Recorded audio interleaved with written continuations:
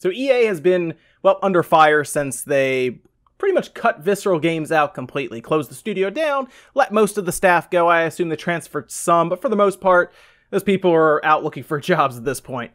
And it's no secret that, well, EA hasn't been the best when it comes to image to the consumers. We see them very much so as, how much money can I squeeze out of these gamers, right? People who maybe like this franchise, like a Dragon Age, like a Mass Effect, how can we get the most money possible out of these consumers?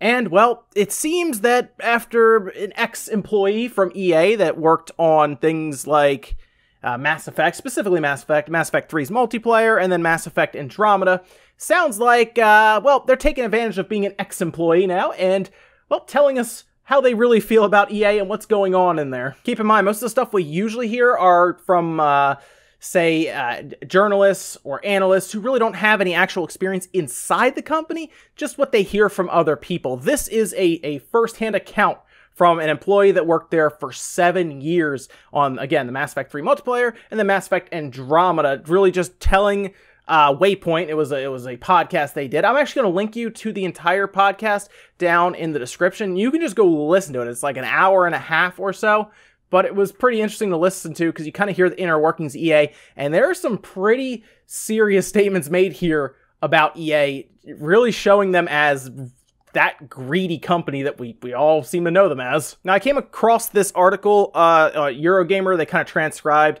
a lot of what he was saying, but I'm going to play you one clip later on from the podcast because it's so, it sounds so obvious, and now we're hearing it from an employee from the inner workings of EA that it's just, it really is something you have to hear for yourself. So one of the things they talk about is Mass Effect 3 kind of having multiplayer shoehorned into it. It was something that they wanted to try. They wanted to work on getting multiplayer in some of these what were generally single-player experiences, right? These 60-hour experiences, the ones that EA just doesn't see as enough because they want the player to keep coming back constantly to this game even after you finish the single player. Oh, there's a multiplayer that never ends. And then, of course, they add in those card packs. And this is where EA got a nice whiff of that microtransaction magic that seems to generate crazy, stupid amounts of revenue. And people were saying in one of the videos I did, I think it was about microtransactions in general with loot boxes, that I may have been overreacting to the whole thing because people don't spend that much money on them. You know,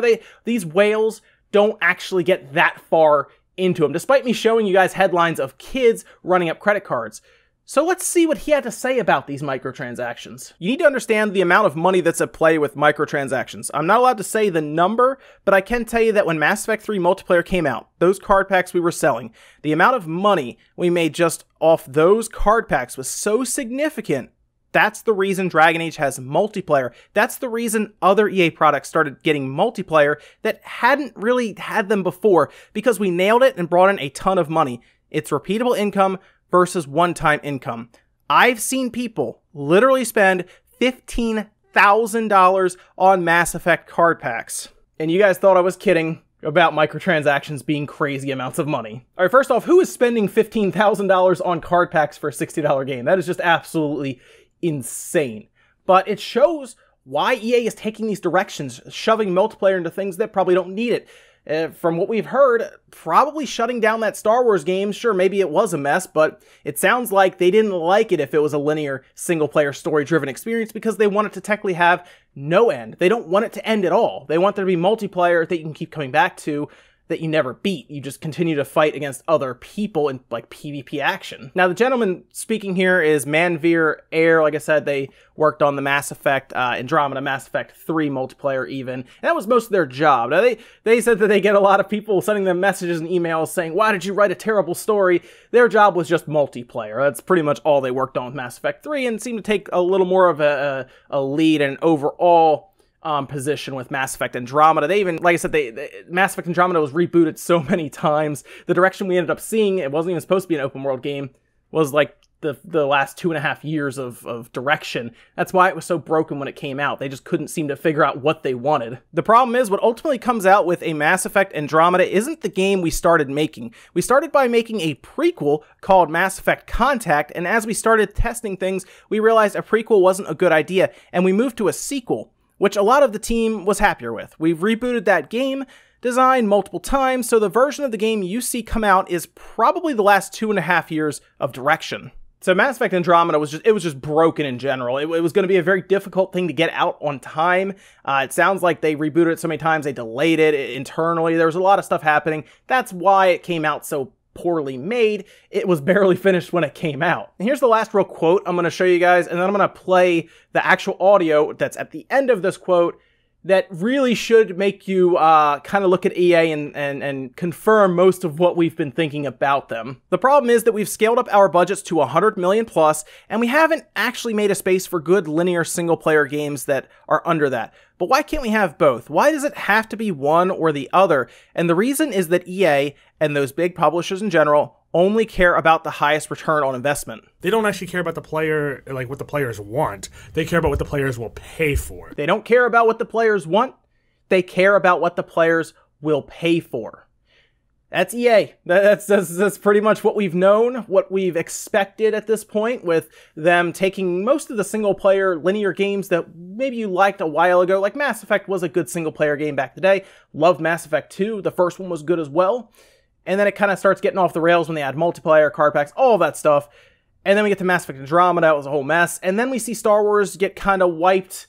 Dragon Age gets multiplayer. It really does seem like EA is mostly done with linear style games. They don't even want to like have the budget, go down to like 40 million and just make like an actual linear single player game. What he is saying here is, why can't we have both? Why can't we have these big AAA games that bring in a ton of money, and then why can't we release a single-player AA game, you could say, right, in terms of budget? I know we're going by A's, AA game.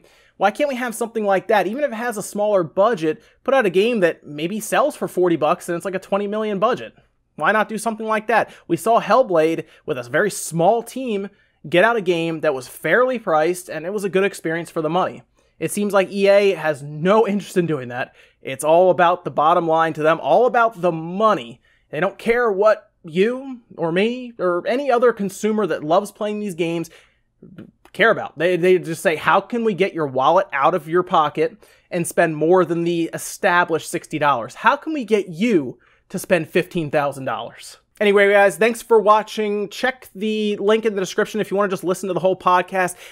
They do get pretty into EA's inner workings. They talk about some of the culture, some of the issues they had internally with games like Mass Effect and communication issues, all of this stuff. It's a very interesting listen. Waypoint did a very good job with this podcast. And yes, it does pretty much pull back the mask of the EA PR agency trying to, I guess, endear themselves to us despite their actions pretty much showing us that we already knew this. We already knew that they are one of the worst companies at hiding how much money they want from the consumer. Other companies do a better job.